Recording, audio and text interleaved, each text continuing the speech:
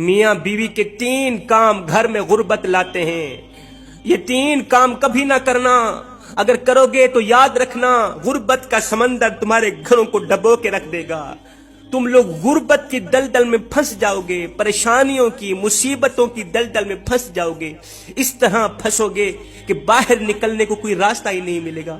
یہ 3 کام کبھی نہ کرنا. آخر وہ 3 کام ہیں کون کون سے جن کے کرنے سے انسان تنگ ہو جاتا ہے، انسان پریشان حال رہتا ہے، انسان مصیبتوں میں، مختلف بیماریوں میں مبتلا رہتا ہے. سونے کی اینٹوں سے بنایا گیا گھر جہنم کے گڑھوں میں سے گڑھا بن جاتا ہے. آخر وہ 3 عادتیں، 3 کام کون کون سے ہیں؟ آؤ حضرت سیدنا علی المرتضیٰ شیر خدا کرم اللہ وجہ الکریم سے پوچھتے ہیں کہ وہ 3 خطرناک کام کون کون سے ہیں. ایک شخص بڑی دور سے حضرت سیدنا علی المرتضیٰ شیر خدا کرم اللہ وجہ الکریم کے پیچھے نماز پڑھنے آتا تھا. اچانک غائب ہو گیا، اچانک چلا گیا، پتہ نہیں کہاں گیا. کچھ دن بعد حضرت سیدنا علی المرتضیٰ شیر خدا کرم اللہ وجہ الکریم کہیں لمبے سفر کو گئے. واپسی پر آپ تھکے ہوئے تھے. آپ نے ایک دیوار دیکھی، ایک گھر دیکھا. گھر کی ایک دیوار تھی. اسی راستے پہ آپ رضی اللہ تعالی عنہ گھوڑے سے نیچے اترے، سواری سے نیچے اترے، دیوار کے ساتھ ٹیک لگا کر بیٹھ گئے. جیسے آپ دیوار کے ساتھ ٹیک لگا کر بیٹھے، آپ نے سنا اسی گھر سے ایک عورت کے رونے کی آواز آ رہی. اس کا شوہر اسے مارتا چلا جا رہا ہے، ڈانٹتا چلا جا رہا ہے، گالیاں دیتا چلا جا رہا ہے، تانے دیتا چلا جا رہا ہے. او بدبخت، او منوسا، جب سے تو میرے گھر میں آئی ہے نا، میں غریب ہو گیا ہوں. جب سے تو میرے گھر میں آئی، تنگیوں کو ساتھ لے کر آئی، پریشانیوں کو ساتھ لے کر آئی، امیری کے جنازے نکل گئے، غربت عروج پر آ گئی، اور میرے لیے منحوس بن کر آئی تھی، میرے لیے قیامت بن کر آئی تھی، تو میرے لیے عذاب بن کر آئی تھی. حضرت سیدنا علی المرتضیٰ شیر خدا کرم اللہ وجہ الکریم نے جب سنا، آپ اٹھے، ان کے گھر کا دروازہ کھٹکایا. وہ شخص باہر نکلا. دیکھ کر پتہ چلا یہ اسی شخص کا گھر ہے جو نمازی تھا اور اچانک غائب ہو گیا. حضرت علی رضی اللہ تعالی عنہ نے فرمایا اپنی بیوی کو لے کر. اس کی بیوی آ گئی، دونوں سامنے کھڑے ہیں. اب حضرت سیدنا علی المرتضیٰ شیر خدا کرم اللہ وجہ الکریم نے فرمایا یہ بتا بیوی کو کیوں ڈانٹ رہا ہے، بیوی کو کیوں رلا رہا ہے، کیوں تڑپا رہا ہے؟ اس نے کہا یا علی، یہ بدبخت جب سے میرے گھر میں آئی ہے نا، دوسری عورتیں بچے جنم دیتی، بچے پیدا کرتی ہیں، اس نے غربت پیدا کی.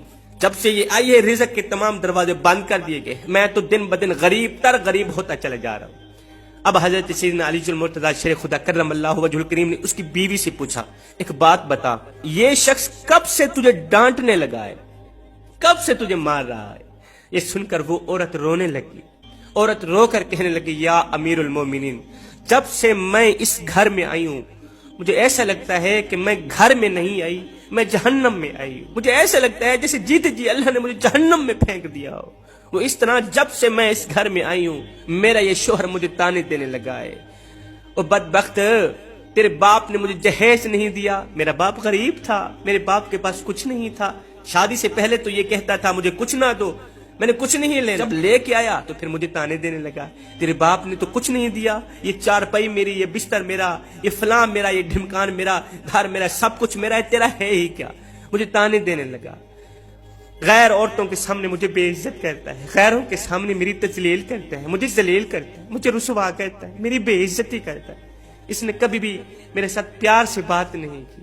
آخر میں بھی تو انسان ہوں، میرا جی چاہتا ہے، میرا دل کرتا ہے، میری خواہش ہے، ہر عورت کی خواہش ہوتی ہے اس کا شوہر اس سے پیار سے بات کرے، محبت سے بات کرے، پیار بانٹے، اخلاق بانٹے. لیکن اس کے اندر نہ تو میں نے پیار دیکھا، نہ محبت دیکھی، نہ اچھا اخلاق دیکھا. یہ جب باہر جاتا ہے باہر والوں کے سامنے تو ایسے مومن متقی پرہیزگار دکھائی دیتا ہے، لوگ کہیں واہ جی واہ یہ تو کوئی اللہ کا ولی آ رہا ہے. جیسے ہی گھر آتا ہے فرعون بن جاتا ہے. اس نے تو میری زندگی اجیرن بنا دی ہے.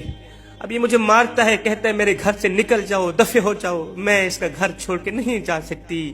یا امیر المومنین، میرے ماں باپ فوت ہو گئے ہیں، اب اس کے سوا تو میرا اس دنیا میں ہے ہی کوئی نہیں. اس کا در چھوڑ کے میں کہاں جاؤں گی؟